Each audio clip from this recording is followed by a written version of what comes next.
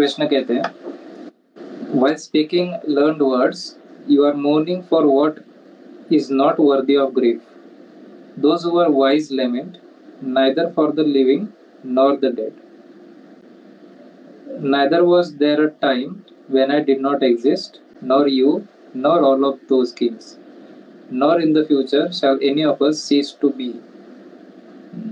Yes so जैसे अभी नीरज ने कहा राइट, तो अभी श्री कृष्ण ने ये बात शुरू की, उनके चेहरे पे स्मित हास्य थे, वैसे डिस्कशन में बताया गया है कि जैसे हम लोग बहुत बार होता है ना कि अपने को पता होता है एक बंदा गलत डायरेक्शन पे जा रहा है, वी नो इट, बट हम लोगों का कैसा रहता है, we try to make okay उसको गलती करने दो, उसको समझने दो, then we just have that small smile. So उस छोटी सी स्माइल के साथ श्री कृष्ण कह रहे हैं अर्जुन से कि the blessed Lord, the Lord almighty Krishna, वो कह रहे हैं while speaking learned words you are mourning for what is not a worthy of grief. Those who are wise lament neither for the living nor the dead. So अभी हम लोग कुछ अलग बातें करेंगे जो शायद लोगों को हार्ड और डाइजेस्ट होने को, बट अगर आपको ये चीजें समझ में आने लगी ना, you will be at this end of this series ना, आप बहुत काम और पीसफुल हो जाओगे लाइफ में. That is what I can promise it about, अगर आप ठीक से समझ के लाइफ में इंप्लीमेंट करते हो. तो इसमें श्री कृष्ण क्या कह रहे हैं, अर्जुन को कह रहे हैं while speaking learned words. सो वो अर्जुन को कह रहे हैं कि बातें तो तुम बहुत अच्छी कर रहे हो, but जो तुम कर रहे हो या जिसका दुख तुमको लग रहा है that is not worthy, right. और उसको कह रहे हो कि या, और जो वाइज बंदा होता है वो कभी इस चीजों के लिए रोता नहीं है, राइट. तो अभी कोई भी ऑडियंस लोग सुनेंगे, उनका एक बेसिक जनरल लगेगा कि क्या कह रहे हैं श्री कृष्ण. मतलब हमारे लोग, मतलब आपके मेरे मामा, मेरे चाचा, मेरे भाई, वो मर रहे हैं और श्री कृष्ण ऐसे कैसे कर रहे हैं कि इसमें रोने जैसी क्या बात है, right. So that's the general point of view किसी का भी होगा, राइट. तो अभी आपको ये जानना पड़ेगा कि श्री कृष्ण ये सब क्यों कर रहे हैं, why this is the greatest book ever written और the greatest conversation that ever had between two person. So अभी हम लोग इसके प्रीफेज में जाएंगे कि श्री कृष्ण कहना क्यों चाहते हैं, वो क्यों बोल रहे हैं कि मृत्यु पे दुख व्यक्त करना is not a wise decision, वो सही निर्णय नहीं है, राइट. अब श्री कृष्ण क्या कह रहे हैं, never there was a time when I do not exist, nor you, nor all this kings, nor in the future. तो श्री कृष्ण अभी कुछ अलग बातें कह रहे हैं.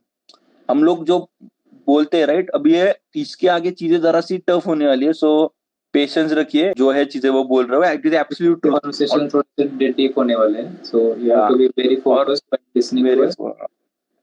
और मैं कुछ ऐसा कुछ ऐसे कुछ टफ चीजें नहीं बताने वाला हूँ, it will be all experience, right. So it is absolute truth accept करने को टाइम लगता है, राइट, जैसे अर्जुन को भी लगा. सो हम तो अर्जुन के आसपास भी नहीं है, तो ज्यादा टाइम लगना चाहिए आइडियली, राइट. सो अभी श्री कृष्ण कह रहे हैं कि ऐसा एक भी वक्त नहीं था जिधर मैं नहीं था, आप नहीं थे, ये सब राजा लोग नहीं थे, राइट. अगर आपको ऐसे कोई बोले तो आप बोलेगे ये क्या बोल रहे हैं, मुझे तो पता है कि मैं 1993 बॉर्न हूँ, मेरे पापा उससे पहले 1963 बॉर्न है, वो ऐसे कैसे कह रहे हैं कि वो इधर ही थे, पहले भी थे, आगे भी देंगे. क्योंकि अभी हम लोग जो कथा बुक कह रहे हैं, right, so we know Shri Krishna क्यों कह रहे हैं, पर एज ए व्यूअर हम लोग ये चीज पढ़ना चाहते हैं आपके सामने कि आपको क्या लगेगा. As the embodied soul continually passes in this body from boyhood to youth to old age, the soul similarly passes into another body at death. The self-realized soul is not bewildered by such a change. So अभी ये चीज समझने लो, अभी बहुत deep चीजें हो जाएगी, right.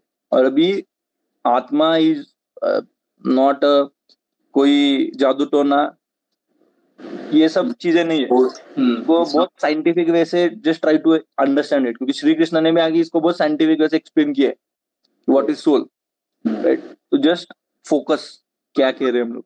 तो श्री कृष्ण अर्जुन से कह रहे हैं कि आप दुख क्यों व्यक्त कर रहे हो इनके जाने का. उसके बाद वो क्या कह रहे हैं, वो कह रहे हैं वो कोई किधर नहीं जाता, everyone is always there but with different body, शरीर अलग होगा. And now comes the take कि आत्मा क्या है. तो नाउ श्री कृष्ण कहते हैं as the embedded soul continuously passes into this body from boyhood to youth to old age, the soul similarly passes into another body at death. The self-realized soul is not bewildered by such a change. So Shri Krishna कहते हैं कि जो आत्मा है अपने शरीर में, वो मतलब आप लोग जन्म लेते हैं, राइट? अब बच्चे होते छोटे, तभी से वृद्धावस्था तक वही सोल होती है. Once you die, that souls gets into other शरीर, दूसरे शरीर में चली जाती है. So अर्जुन जिस चीज के लिए डर रहे थे कि मेरे रिलेटिव्स, मेरे भाई उमर जाएंगे, कैसे होगा, सो और कृष्ण कह रहे नो वन इज डाइंग. वो सिर्फ शरीर चेंज कर रहे. अगर वो एक शरीर में थे, ए शरीर में थे, अब वो बी शरीर में जाएंगे, बस. और श्री कृष्ण क्या कह रहे हैं, ये भी बहुत इंटरेस्टिंग है. The self realised soul is not bewildered by such a change. Yes, ये काफी सोचने वाली चीज है. बहुत डीप चीज है सेल्फ रियलाइज सोल. अब सेल्फ रियलाइजेशन क्या है, भी हम लोग अलग अलग अपने रिलेशनशिप के इसमें भी बात करेंगे, और इसमें भी एक छोटी सी चीज है. Self realise soul is not believed by such a change. मतलब जिसको आत्मज्ञान है कि वो खुद एक आत्मा है, वो किसी के मृत्यु से बुरा तो लगेगा, राइट? मतलब कोई भी है, आपका कोई प्रिय व्यक्ति है, अगर वो आपके लाइफ से चला जाता है, his vacuum in this body, मतलब आप जिस टाइम इस बॉडी पे होगे, इस मूवमेंट में आप उसको मिस करोगे, जरूर मिस करोगे उसका प्रेजेंस. बट मिस करना अलग बात है, और उसके लिए दुख या हैव दैट बिटर फीलिंग कि ये नहीं होना चाहिए था, ये that is a different thing. ये श्री कृष्ण कहना चाहते हैं कि बुरा लगेगा, आप खुद को जानते हो, आपको आपके आत्मा के बारे में ज्ञान है. इसका अर्थ ये नहीं है कि you will be not feeling anything, और आप you will be not having feelings. But he says that it is not bewildered. मतलब आप तहस नहस नहीं हो जाते इस चेंज के बारे में. You have the idea that okay, this soul has finished his game in his body, he will start his game in another body, right? O son of Kunti, the non-permanent appearance of happiness and distress and their disappearance in due course are like the appearance and disappearance of winter and summer seasons. They arise from sense perception, O scion of Bharata, and one must learn to tolerate them without being disturbed.